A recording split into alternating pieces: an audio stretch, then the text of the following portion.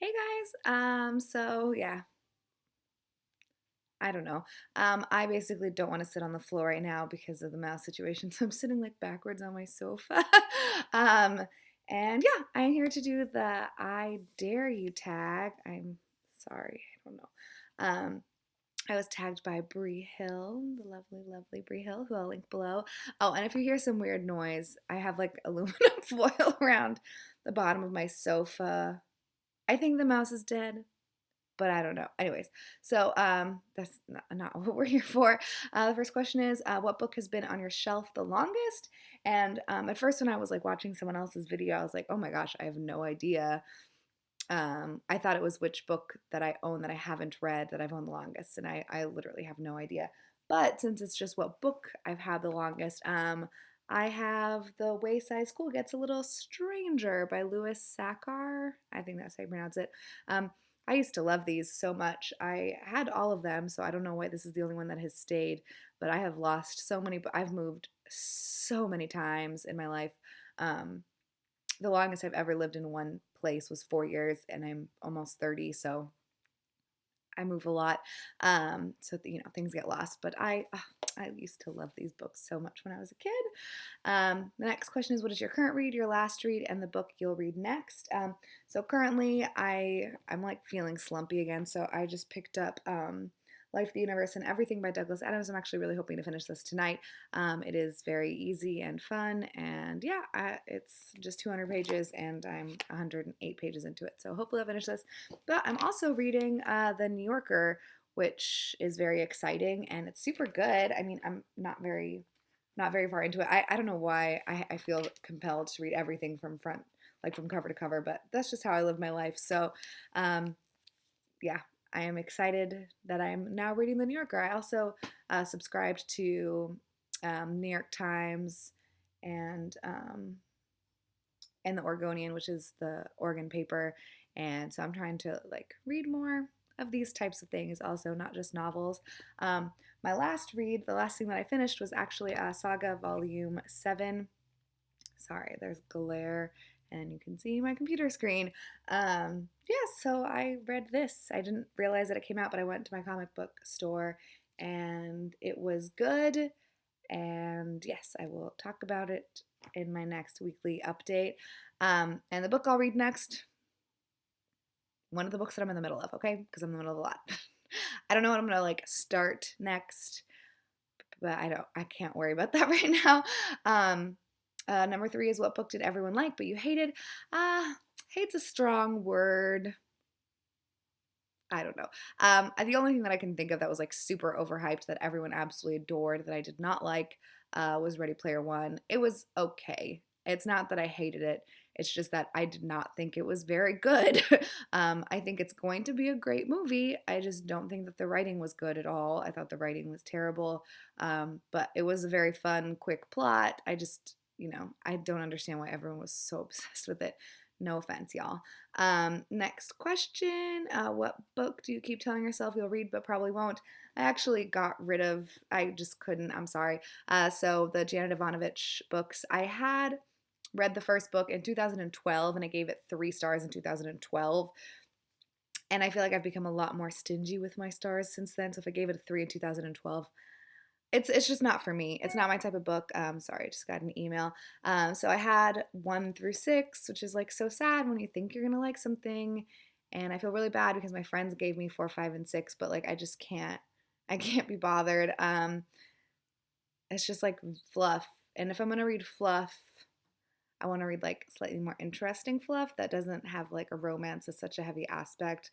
Like I feel I don't know, like the first one is just so much about like, oh, blah blah blah. And I read I'm very much like I need to give everything kind of a go, give everything a try. And so I read the first 2 paragraphs of the second one, one for the money, two for the dough, I think, two for the dough.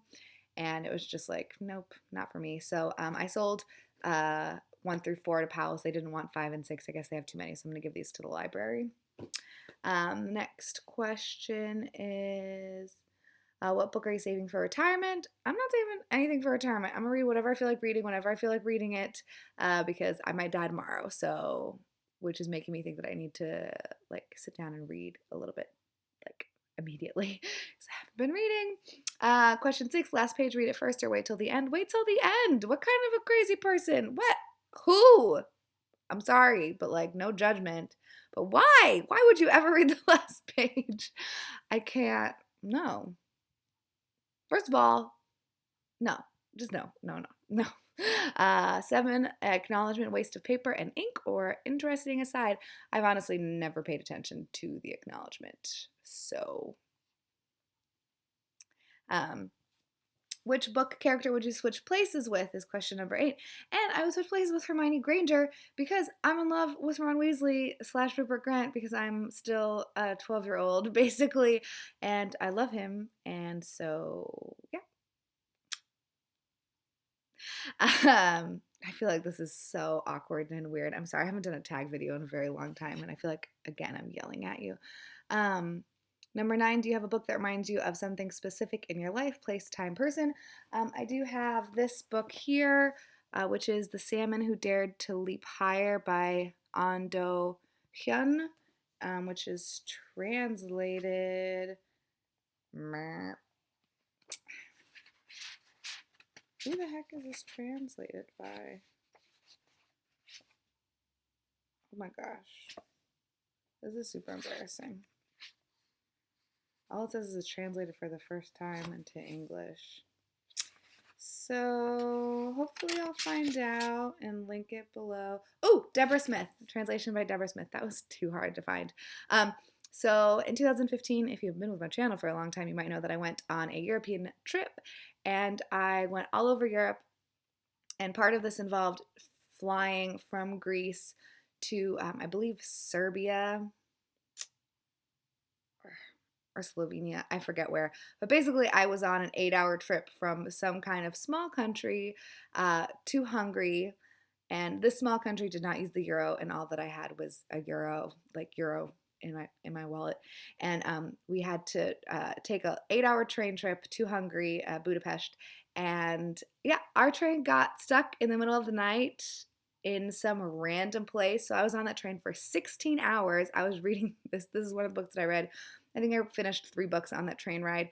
I was stuck in the middle of the night. It was like a rainstorm, and so in the middle of the country, power lines went down and the train got stuck and we couldn't go anywhere. And there was, I want to say, 10 of us on the train. There were 2 tracks. It was terrifying because nobody like could, there was one person, basically the train of language that happened was there was a few of us that were English speaking, some people that spoke English, and I'm just going to go with Serbian. I don't know if that's 100% true though. One person who spoke English and Serbian, one person who spoke Hungarian and Serbian, and then the train conductor only spoke Hungarian. So there was like a train of communication, and it was terrible. There was no food. We had to like we didn't pull over.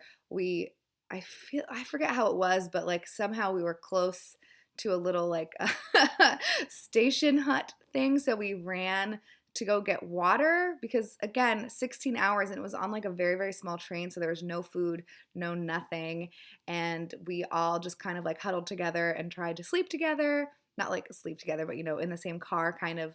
It was it was terrifying. And yeah. And when we got to Budapest, it was, instead of arriving at like 8 or something like we were supposed to, which is, fine to check into a hostel, we got there at like 3 or 4 in the morning. I don't remember. And so everything was closed. So we just like hung out like a bunch of like homeless people in the train station, or not even homeless people. Like I felt like a gutter punk, basically. I don't know if you guys have gutter punks where you live, but people who just like live on the street and just, do whatever and don't care. And it was an experience. It was very, very fun. And yeah, this is one of the books that I read on the train. Also, this book is very good. It's very short, and it's about a salmon who dared to leap higher. So it's a very nice little like fable. Yeah, that was a very long story. Sorry, guys. But that was a really interesting trip. All right. So it was especially interesting because crossing the border into Hungary, the border control came onto that train and tore it apart looking for not hostages, but like stuff. I don't know. It was insane. I feel like we were stuck at the border for maybe like 30 to 40 minutes because they were going through every single nook and cranny. That was an experience. Um, and then let's see, name a book that I acquired in an interesting way. I don't really have anything for this. I feel like one time some like guy at Kinko's gave me a couple of like yoga, spiritual Buddhism books, but I didn't keep them. So that's the only thing that I can think of that's like special or interesting. But I don't even have them anymore. Sorry, guy.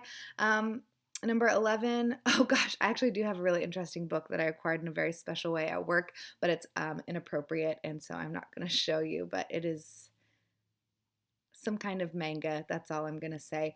Let's see. Have you ever given a book away for a special reason to a special person?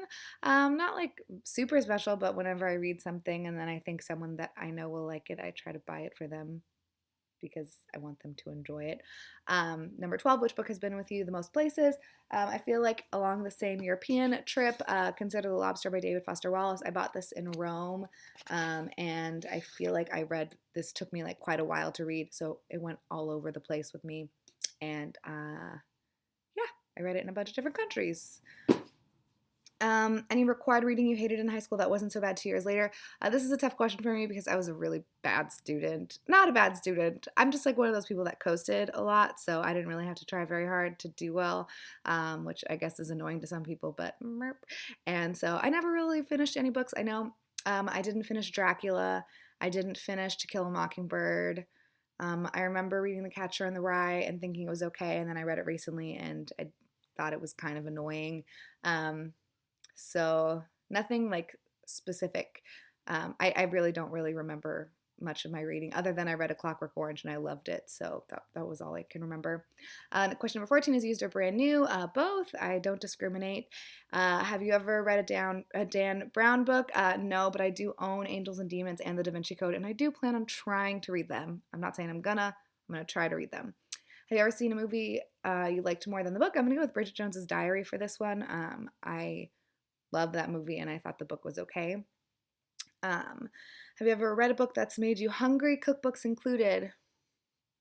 Not that I can think of, but I have Confused Spice by Mathis Bailey on my shelves and I really need to read that book and I have a very strong suspicion that book is going to make me extremely hungry.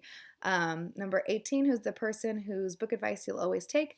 Good question. I feel like there are so many booktubers that I watch whose advice I take with regards to books. I don't necessarily buy them right away because all of these are books that I haven't read, in case you're wondering. This bookshelf and this bookshelf, that's all stuff I haven't read. So I'm not like rushing out to buy anything if I hear someone talk about it, but I have an ongoing list that I keep that I would like to hopefully pull from in the near future.